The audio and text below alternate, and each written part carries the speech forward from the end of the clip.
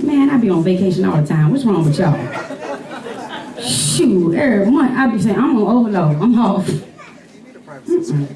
I have to wait until God gives me permission to replenish and restore. And restore. You got to keep on pouring until He tells you to stop. If you are going to walk in His will, it's not about you. It's not about how tired you are. It's not about what you want to do. It's about the will of God. And that's why some of us can't tap over into what God has for us, because we still putting ourselves first. Our wants, our desires. Well, I just need some time to myself. Well, did God tell you that it was okay to take time off? I mean, He's supposed to be first. But in all actuality, who's first? You are.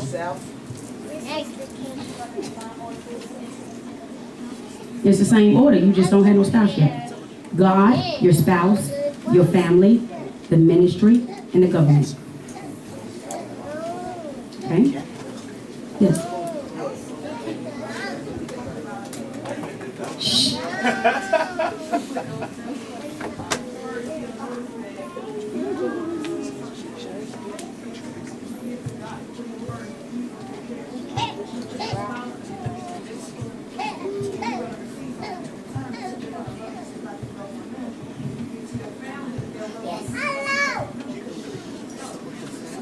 But the breakdown occurs when it comes to number 2, and one spouse is covering their spouse, but the spouse isn't covering back.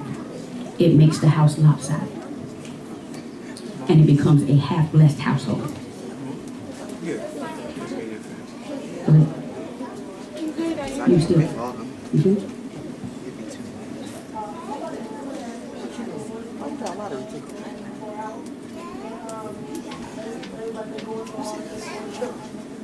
That's because you think you ain't got nothing else.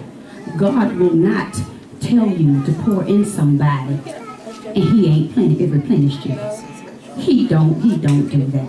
Now we feel, oh yes, we feel I ain't got nothing left to give him. And yes, they go over there and okay. Because we don't like to tap into the reserve.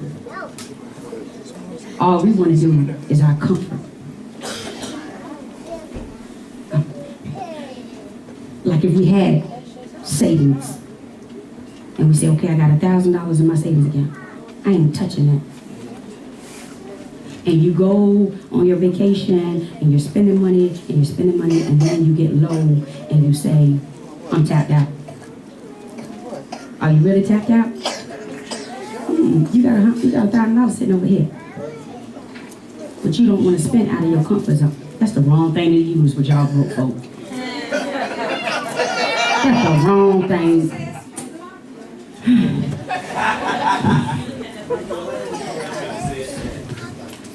In my head, that $1,000 is like it don't exist. So I'm gonna tell you, you got some money I can get? Because right now I ain't even got no money I can get. But what God will do is make you tap over into the reserve. He will take you out of your comfort zone of what you're getting. And it happens all the time here. Sometimes He tests people in this ministry just to see if you are crazy enough to listen to Him. You see, that's called faith. You see, a lot of people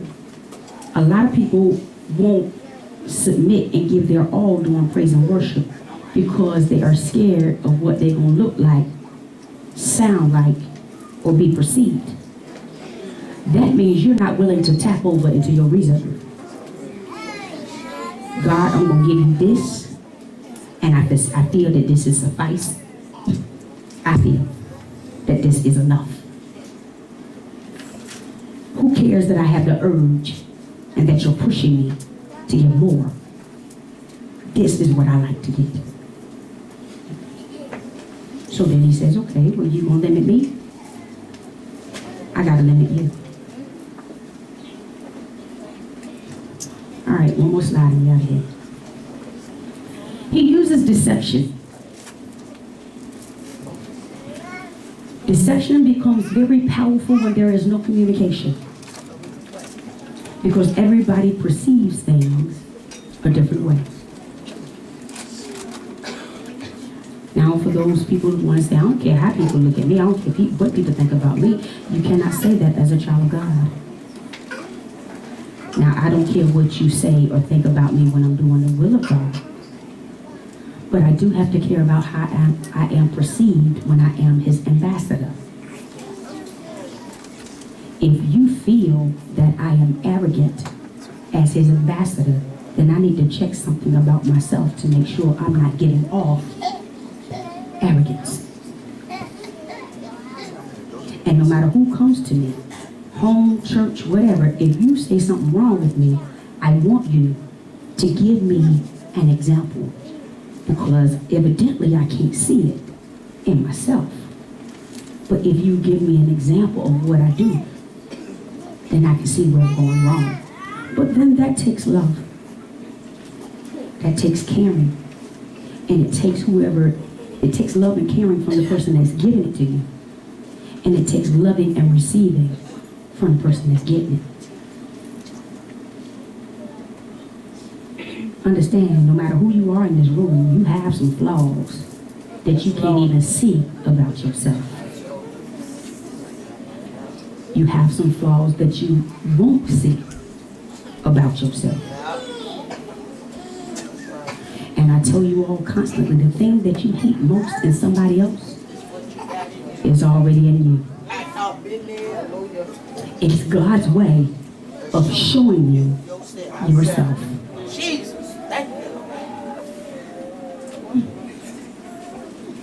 Oh, my God, it is.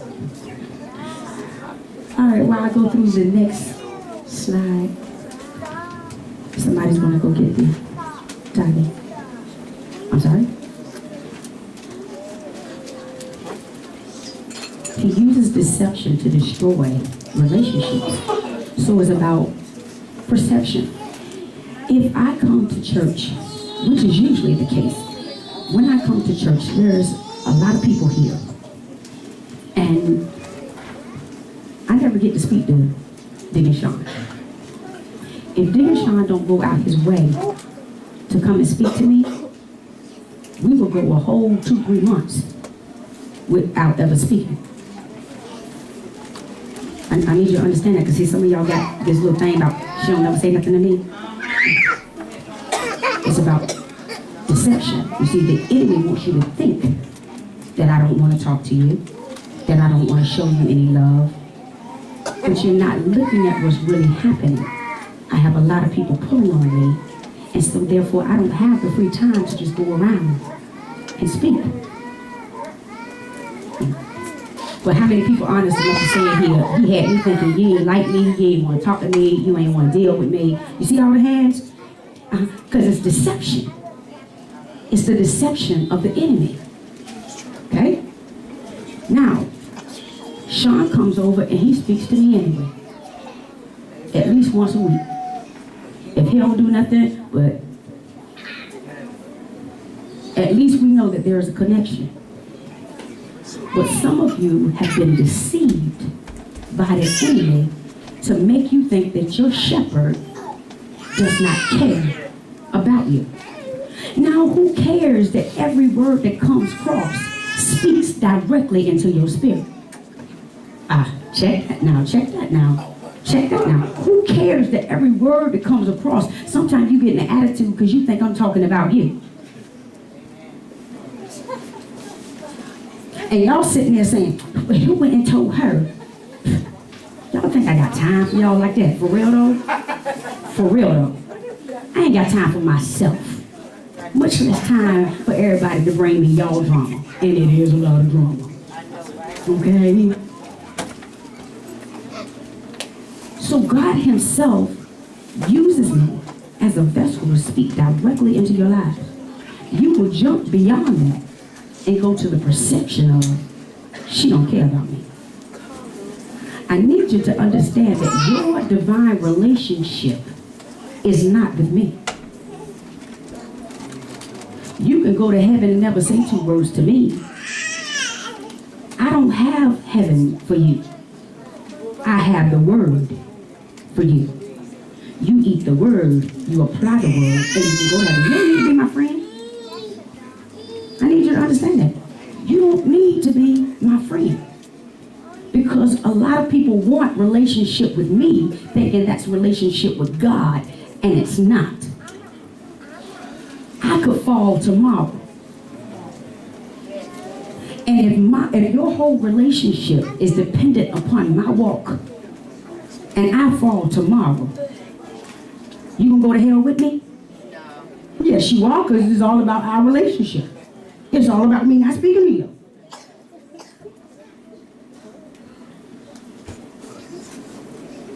You see, we would rather be accountable to a man or to a woman because that man or woman can't see all of our flaws. Rather than be accountable to God who sees every crook and cranny about you. Don't get close to me thinking that I'll be able to keep your salvation because I see you doing your thing in here. And just to be straight with you, I see a lot more than what's in here. But I love beyond faults, just like my dad. Anybody else got tired and offering? Jojo, I need you to walk through one more time. Oh, yeah, there's a lot of them. Go and walk through, take your time, look around. Satan's most powerful weapons. We must understand that the enemy's most powerful weapons are all psychological. Tell your neighbor it's all in your head. I need you to recognize that. Does the devil have any hands? Does he have any feet? Does he walk in here literally? Does he walk in here literally? Do you see him walk in through that door? So then, everything that the devil does is done psychologically. He can't literally punch you, but he can persuade someone else to. Here are his deadliest weapons. Find yourself in this and begin to study whatever your issue is that the devil uses with you, and then come back ready to talk about these issues next week. His most powerful weapons are psychological. They are fear. Fear keeps at least 70% of AFC from walking into their calling. Doubt. Maybe about 85%. Anger.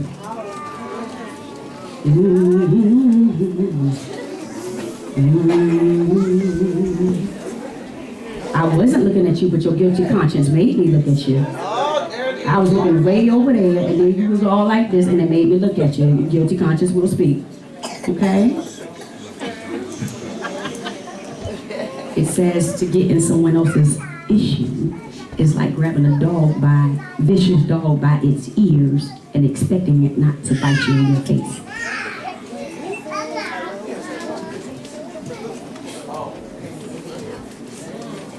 Hostility.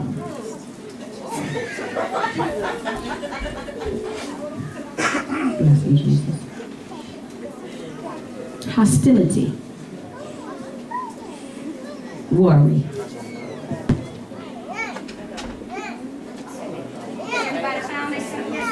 Yes. You feel like a whole slide, don't you? Yes. See, they usually feed off of each other. They usually feed off each other. Guilt. There you go. You found yourself yet? Oh, you got it by now. Guilt about all your bloopers, blunders, and failures in life. Keeps you from moving forward in your future, and you allow your yesterday to dictate your tomorrow. Amen. These feelings shackle many Christians. Now we walk around singing the song, break every chain, break every chain, break every chain. And we go all out on the altar, break every chain. Now I'm going to keep this feel, though, Lord. Break every chain, but I did do wrong, so I got to keep this guilt. Break every chain. Why are you asking him to break the chains that you want to keep? Why? Why do you want to keep them? It's your comfort zone. Comfort zone. Ah, that's terrible. But that's the way that it is. It's your comfort zone. That's your arena.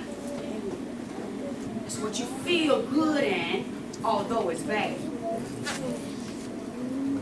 And we can look at other people's situations and say, why would you want to hold on to that? But we can't look at our own situation and say, why do I want to hold on to that?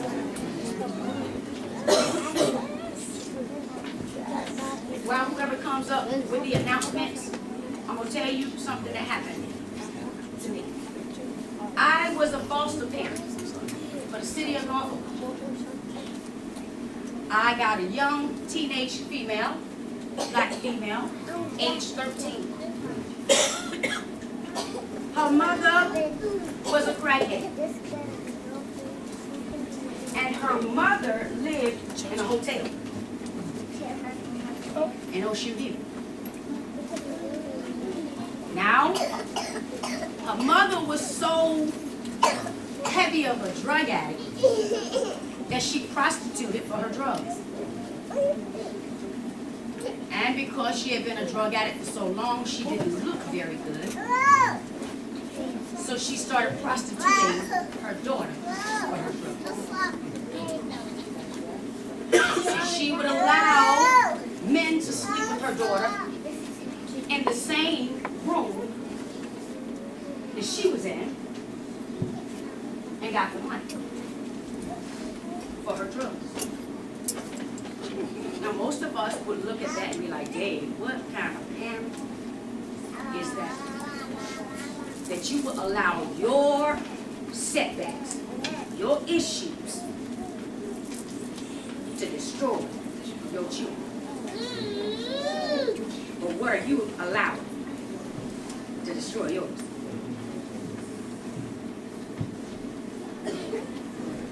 She was taken from the mother and ended up in my home. Decent home, own room. Y'all know me. She had everything she needed.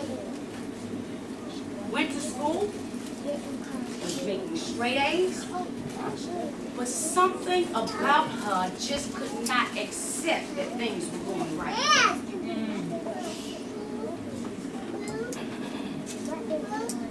This is not reality. This don't feel right. Why? Because she was so accustomed to negativity that where there was none, she was going to make it. All of a sudden, she didn't want to come home from school anymore. She wanted to stay out and run the streets because that's what she was accustomed to. Forget the fact that somebody has pulled me out of prostitution. What has God brought you out of? I know, right? Forget the fact that I have a nice, clean place to live, to lay my head. I have someone speaking life to me. Forget that I have somebody pushing me to be greater than I could have ever been where I used to be. Get all that. I want to do what I want to do.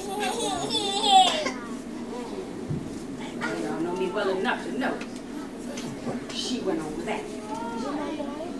Because I'm not one to allow a child to run my house.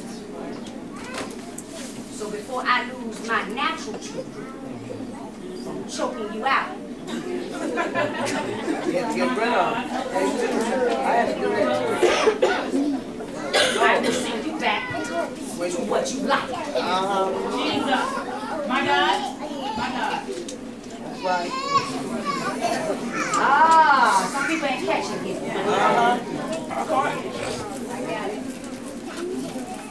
So Daddy has brought you out of all that crap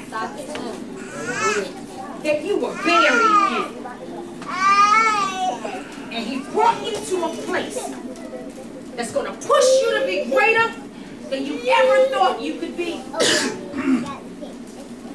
may not live in a mansion, but you had a clean place to lay your head. You had food to eat.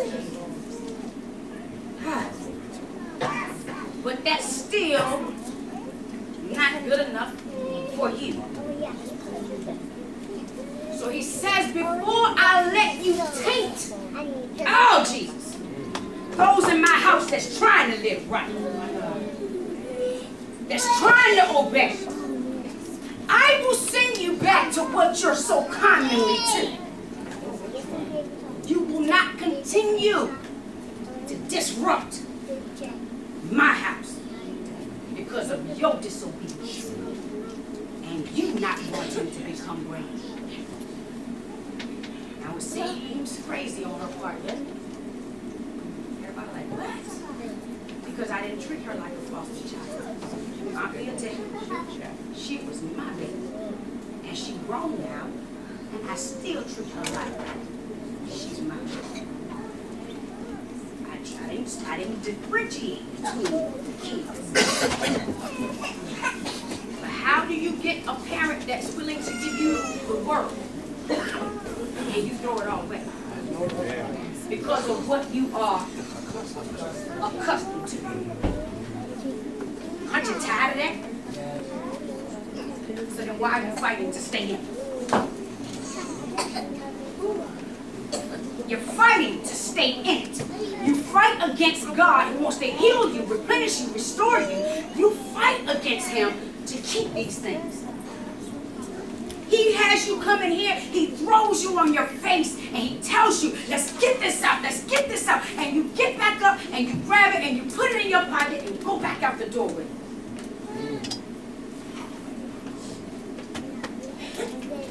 We look at anybody else that does that and say something's wrong with it. But it's okay when we do. Now,